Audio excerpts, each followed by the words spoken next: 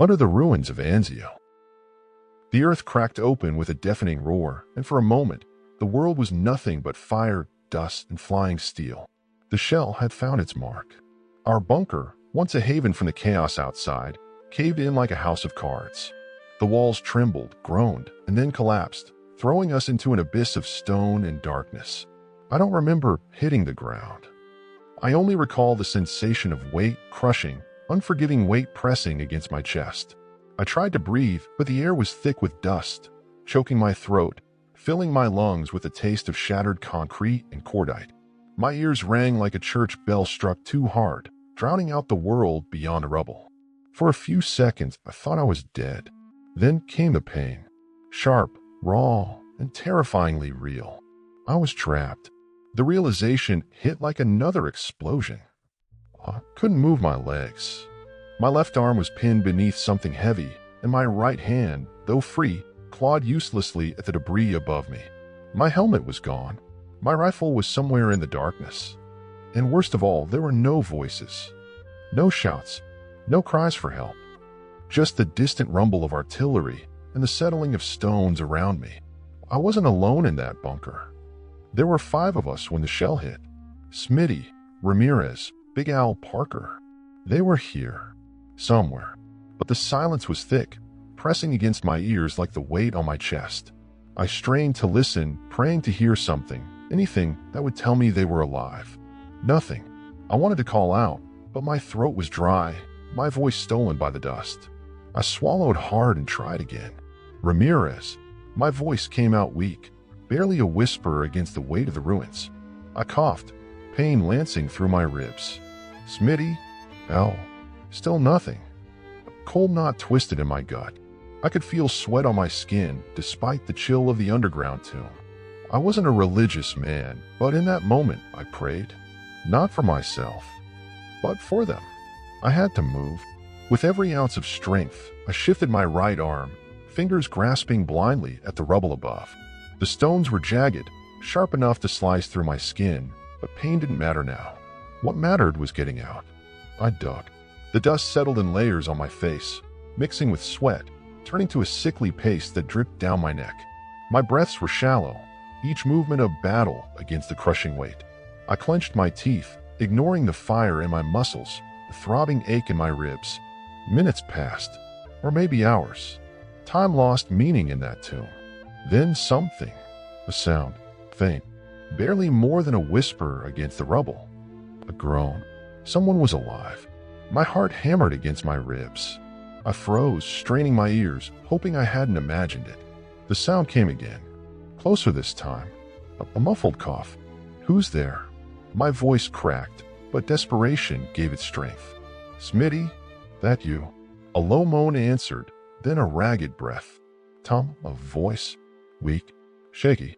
Ramirez. Relief surged through me, bringing with it a rush of adrenaline. He was alive. But for how long? I dug faster, pushing aside debris, ignoring the sting of fresh cuts. My fingers scraped against fabric, his jacket. I pressed down, gripping his shoulder. Ramirez, stay with me. A cough. Then a weak chuckle. Not going anywhere, man. I almost laughed. Even half buried under a collapsed bunker, Ramirez still had that damn sense of humor. But we weren't out yet. Not even close. And somewhere in this grave of concrete and steel, the others were waiting. Or dying.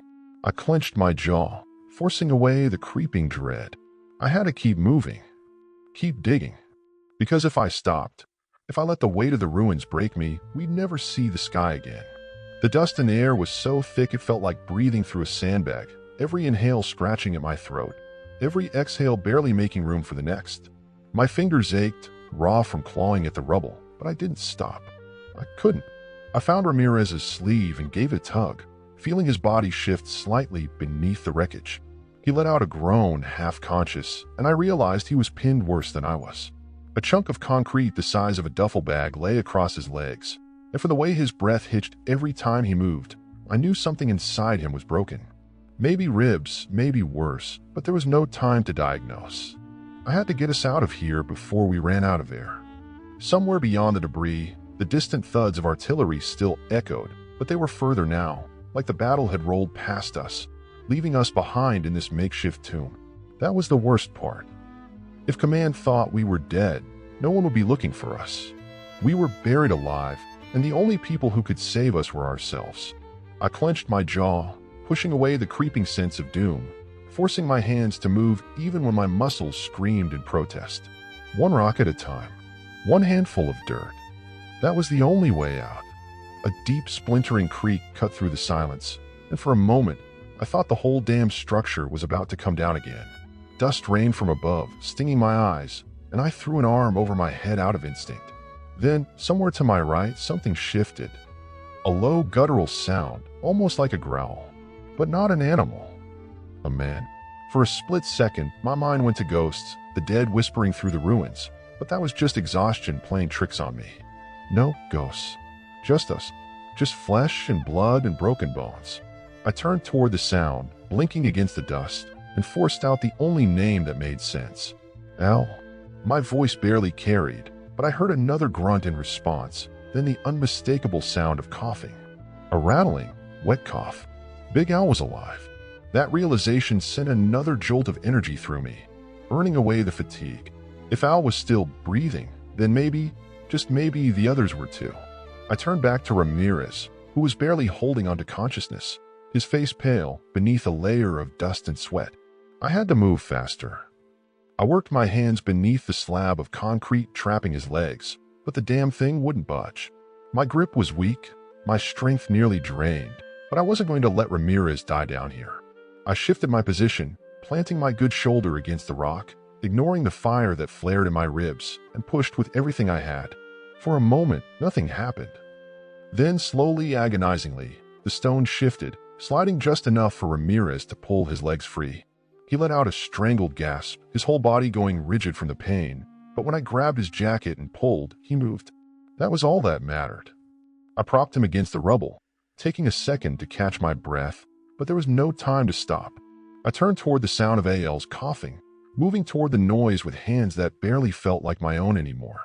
My muscles were shot, my body running on nothing but fear and sheer stubbornness. But I kept going, pushing aside debris, listening for any sign of life. I found him buried under a mess of broken beams and shattered concrete, his face half covered in dust, his big chest barely rising and falling. He was tougher than most, built like a damn tank, but even tanks had limits.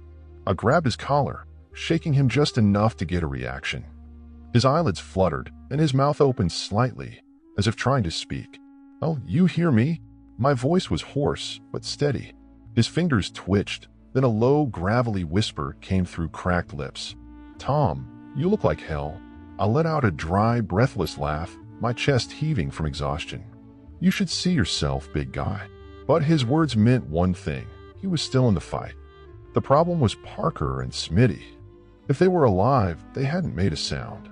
I swallowed hard, trying to ignore the sick feeling twisting in my gut. I didn't want to believe they were gone. I refused to. But with every second that passed in silence, hope thinned like smoke in the wind. Al coughed again, grimacing as he tried to shift. "How bad?" he muttered, his voice weaker than I'd ever heard it. I shook my head. "We're still breathing. That's all that matters." He gave a slow nod, eyes fluttering shut for a moment before snapping back open. He knew as well as I did. If we stopped moving, if we gave in to exhaustion, we were dead men. I wiped the sweat and grime from my face, my hands shaking. The bunker had turned into a coffin, the air thick and stale. It wouldn't last forever.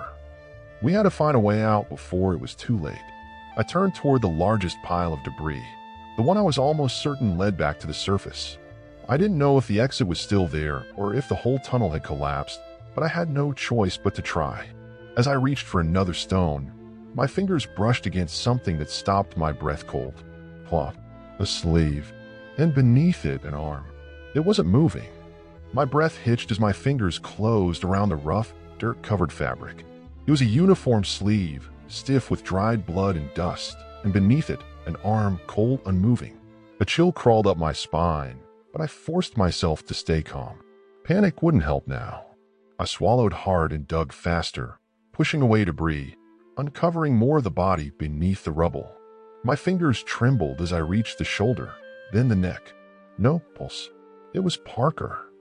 A sick wave of nausea rolled through me, but I clenched my jaw and kept going, peeling away the last layers of stone and dirt that covered his face. His helmet had been knocked loose, his short brown hair matted with blood from a gash above his temple. His eyes were half open, staring at something past me, past everything. He had been alive when the bunker collapsed. Maybe for seconds. Maybe longer. Long enough to realize there was no way out. Long enough to know he was going to die down here.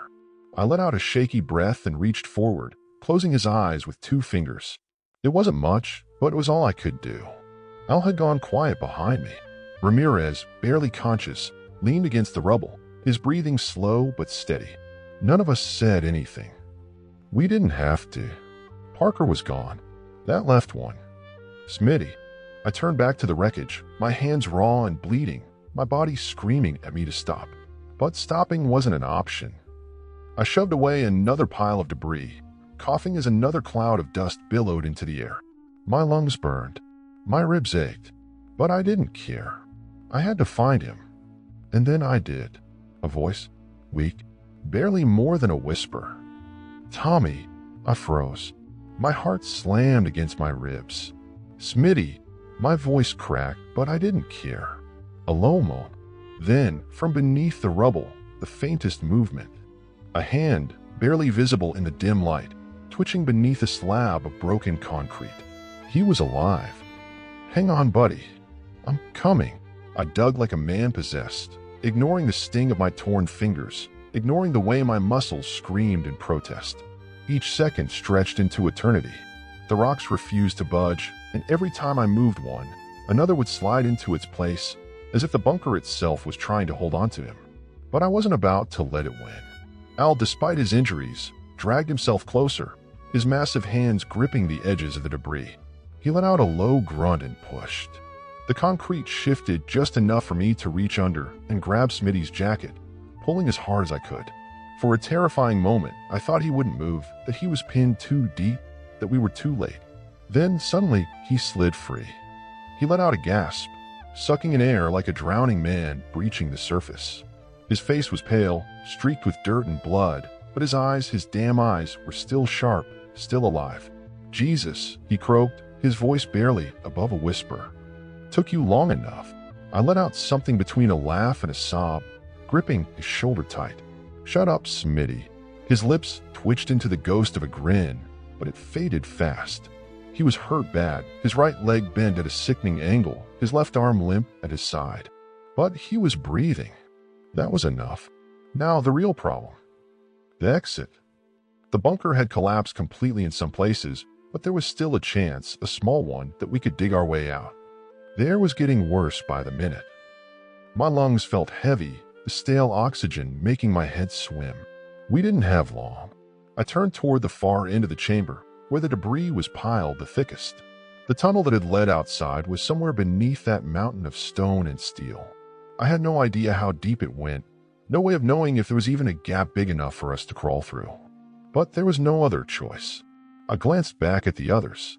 Al was barely sitting upright, his face a mess of bruises and blood. Ramirez looked worse. Smitty was barely clinging to consciousness. None of them could dig. That left me. I didn't say anything. I just started. The first rocks came loose easily enough, but the deeper I went, the harder it got. The air was thick with dust, turning every breath into a battle. My arms shook with exhaustion, my body running on nothing but sheer desperation. I dug until my nails split, until my vision blurred, until I thought I would pass out. And then, a gust of air, cold, fresh. I froze, my heart hammering. I reached forward, fingers brushing against emptiness. A gap, a way out. I turned back, my voice hoarse but filled with something I hadn't felt in hours, hope. I found it. I let out a low breath. Smitty gave a weak chuckle. Ramirez didn't say anything, but I saw the faintest hint of relief in his tired eyes. I turned back to the hole and started widening it, working faster now, adrenaline taking over.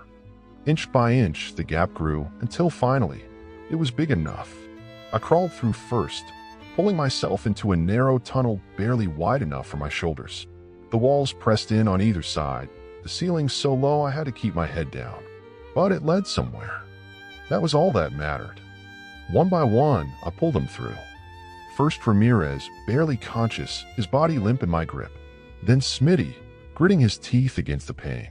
Then Al, dragging himself with what little strength he had left.